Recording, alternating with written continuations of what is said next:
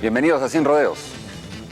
ILAVE acaparó la atención del país durante la semana que pasó, pero la atención no estuvo dirigida a sus demandas, planteadas de hace más de 3 semanas, sino a los acontecimientos que derivaron en una desgracia que ha revuelto el río político.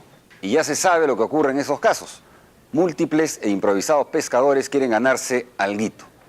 Está con nosotros Carlos Iván de Gregorio, antropólogo, estudioso de la realidad nacional, analista político y ex integrante de la Comisión de la Verdad, para conversar sobre los sucesos de ILAVE y sus repercusiones políticas. Bienvenido, Carlos Iván, ¿cómo estás? ¿Qué tal, Hans? ¿Cómo estás? Bueno, a ver, la primera pregunta. ¿Podría decirse que con la restitución del orden el problema ha sido zanjado? De ninguna manera, ¿no? Es apenas un episodio en algo que es muy grave, que yo creo que no es además privativo de ILAVE o como en algún momento se comenzó a decir de los aymaras y de la nación aymara. Es algo que en un contexto como el que vivimos actualmente puede reproducirse en diferentes partes del país. Ahí yo me remito a lo que encontramos en la Comisión de la Verdad y Reconciliación.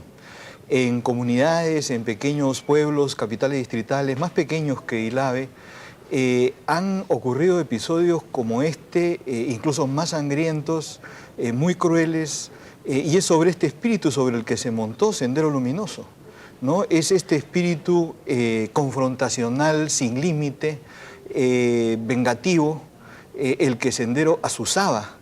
Y bueno, en algunas partes y en algunos momentos tuvo al principio por lo menos éxito, ¿no? Ahora, tú también has escrito que recientemente en la semana que los viejos mecanismos comunales de solución de conflictos no funcionaron, no funcionan.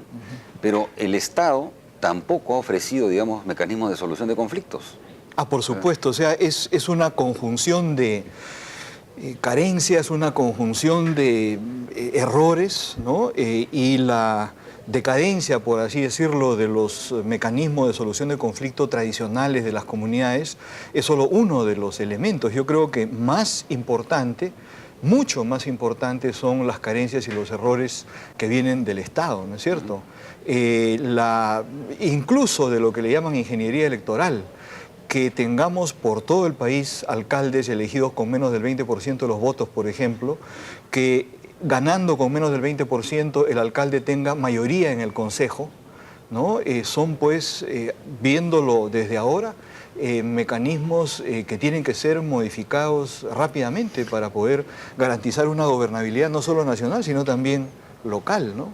Casualmente eso que está señalando, bueno, hace poco también se presentó este informe del PNUD sobre la democracia en América Latina, y justamente el gran objetivo es de trasladarse de estas democracias electorales, como se señala en el informe, a lo que llaman a unas democracias donde hay un reconocimiento de ciudadanía integral, ¿no? Claro. Es decir, ciudadanos con plenos derechos civiles, políticos, sociales, económicos, culturales.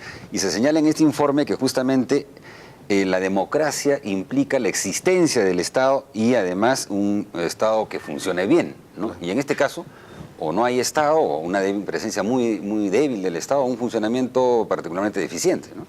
Claro, yo añadiría, Hans, hay un funcionamiento muy deficiente del Estado, pero también de quienes deberían ser correas de transmisión entre el Estado y la sociedad, de los partidos políticos. Ahí, como ya se ha dicho también en estos días, no había presencia de ningún partido político, salvo algunos marginales, outsiders.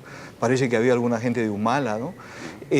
No hay presencia fuerte, por ejemplo, de los parlamentarios por Puno, salvo el señor Johnny Lescano.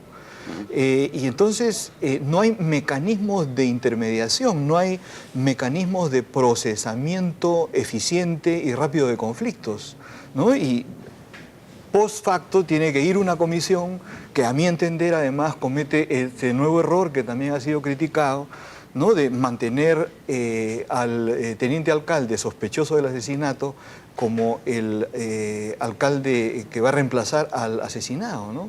Claro, esa es parte de la restitución del orden, pero un orden que efectivamente implica de alguna manera impunidad, o sea, una ausencia parece de señalar claramente las responsabilidades que han habido en eso también, ¿no? Claro, bueno, es que cuando llegas ya a último momento, cuando los ánimos se han tensado totalmente y ya no tienes espacio y posiblemente se han visto arrinconados y no hay un proyecto, no hay lineamientos claros. Sabemos cómo fueron las elecciones para gobiernos regionales.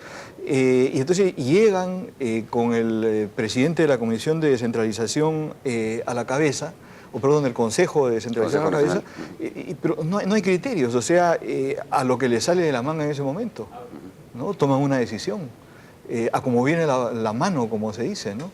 Entonces, así realmente esto puede pasar.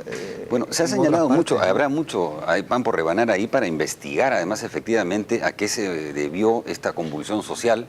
Se han dado a conocer algunas de las demandas que habían o denuncias que existían contra el alcalde, pero parece que solamente es una cuestión superficial. Rosa María Palacios, por ejemplo, dijo en un programa hace poco que de los 9 millones que se le denunciaban de haber robado, imposible, porque el presupuesto del municipio no llega ni a la tercera parte, ¿no? Y así sucesivamente. Se habla de esta idea de que la creación de un camal municipal generaba una serie de conflictos, digamos, con poderes económicos de la zona.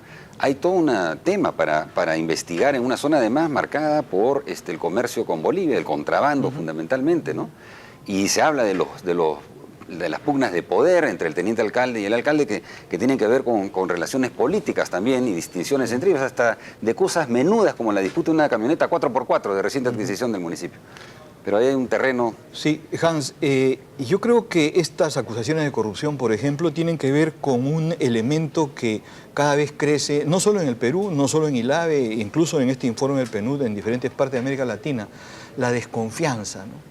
O sea, cuando no hay un liderazgo fuerte, cuando no hay un gobierno que articula un orden democrático y cuando desde arriba vienen estas muestras más bien de frivolidad, de dispendio, de aumento exorbitante de dietas, de sueldos, etc. Entonces, los que pagan pato, desgraciadamente, comienzan a ser los que están más cerca de la gente, ¿no? Y la autoridad que está más cerca de la gente es la autoridad local, ¿no? Entonces, yo creo que este es solo un síntoma pequeño de algo que viene y que atraviesa toda la pirámide, si se quiera, de la estructura política del Estado, ¿no? Sí, por volver a esto del informe del PNUD sobre la democracia en América Latina, justamente ese es uno de los temas, ¿no? Es el principal desafío lo constituyen los excluidos, y particularmente para la democracia, entonces, es cómo supera esta relación entre la vinculación con la dinámica social, es decir, cómo logra que superar el divorcio entre los problemas que la gente reclama que sean de alguna manera resueltos y la capacidad política para realmente resolverlos. Hay un dilema ahí que no está resuelto obviamente en nuestras sociedades y particularmente en los sistemas políticos. Tú acabas de señalar la inexistencia de los partidos políticos en esta zona, por ejemplo, ¿no? Y entonces la incapacidad de poder realmente, salvo aparecer en discursos en el Congreso como único espacio, digamos, de representación política, en el terreno están ausentes y no crean esa dinámica que toda democracia debería tener, ¿no? De vínculo con la dinámica social, digamos. Sí, mira, yo creo también que la exclusión, por supuesto que está muy extendida, pero en parte se da también por defecto, o sea, están excluidos porque no hay quien vaya y se encargue de hacer las articulaciones para incluirlos, para representarlos. Han colapsado las cadenas de intermediación política, ¿no? Porque se ha señalado también, ILAVE no es, por poner otro caso emblemático, Uchurajay. O sea, no es una comunidad perdida en el confín del territorio nacional, ¿no? Es una ciudad, has visto su palacio municipal, tú mismo dices, es el contrabando, la carretera con Bolivia, la carretera que estaba bloqueada era una carretera internacional. Entonces, tan cerca y tan lejos, ¿no? O sea, articulada, llegan los canales, llegan los periódicos, llega la carretera, hay una tradición comercial además muy antigua y al mismo tiempo tan lejana, sin poder el Estado, el gobierno, incluirlas democráticamente en la vida cotidiana que debería ser la base de una democracia integral, ¿no? Ahora, un tema ahí es, ¿qué margen entonces de maniobra, qué margen, además, qué responsabilidad tuvo o tiene el Ministerio del Interior, en particular el ministro Rospigliosi, en la manera en cómo encaró los problemas y finalmente, bueno, en el desenlace que tuvieron? Bueno, es una situación bien difícil, ¿no? O sea, yo creo que de hecho ha habido responsabilidad, pero no solo del Ministerio del Interior, ¿no es cierto? O sea, del gobierno en su conjunto, en dejar que este problema se macere y se pudra y finalmente estalle, ¿no? Y además es cierto también que hay estos factores ya casi del azar en la historia, ¿no? Esta decisión irracional del alcalde cuestionado de regresar para que no declaren vacante su cargo, ¿no? O sea, de repente una ficha suelta que se lanza en medio del porque problema. eso es lo que se alega, que había ya un proceso, digamos, de alguna manera conversado, en curso, ¿no es cierto?, para darle solución al problema, que implicaba la vacancia del alcalde y que no asistiera a las reuniones de consejo. Sin embargo, digamos, esto... Claro, mira, yo creo que si hay censura a Rospigliosi, se está cumpliendo esto de que la pita se rompe por el lado más débil, ¿no?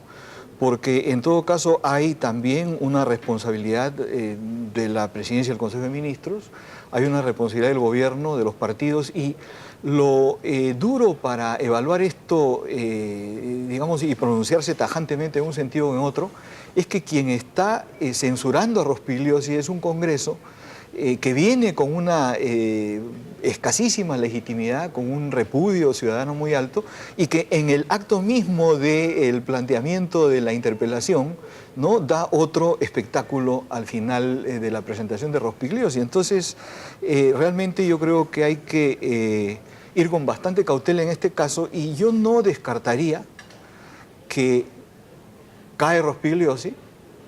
¿Qué va a pasar en todos estos problemas que ya se avecinan? Lo que no se está discutiendo son cuál es la orientación que debería tener la policía para encarar estos problemas sociales. Hay equipo de recambio, hay lineamientos para enfrentar lo que se viene. Si se trata de entrar con tropa, es decir, mandar a centenares de policías, reprimir simplemente como única respuesta, muy facilista, me parece. Así es, y entonces el reemplazo, si no actúa dentro de un plan como el que estamos conversando y con un equipo muy capaz, va a fracasar. ¿Y qué va a quedar? ¿Estado de emergencia? Intervención de las Fuerzas Armadas, y estamos de nuevo en el círculo vicioso, y yo me atrevo a decir que podría la caída de Rospigliosi ser la antesala de un adelanto de elecciones. En un ambiente ya pues de final de la película, ¿no? Bueno, los próximos días nos tendrán la respuesta sobre estas discusiones. Gracias, Carlos Iván, por tu participación. Gracias. Hasta una próxima oportunidad. Bueno.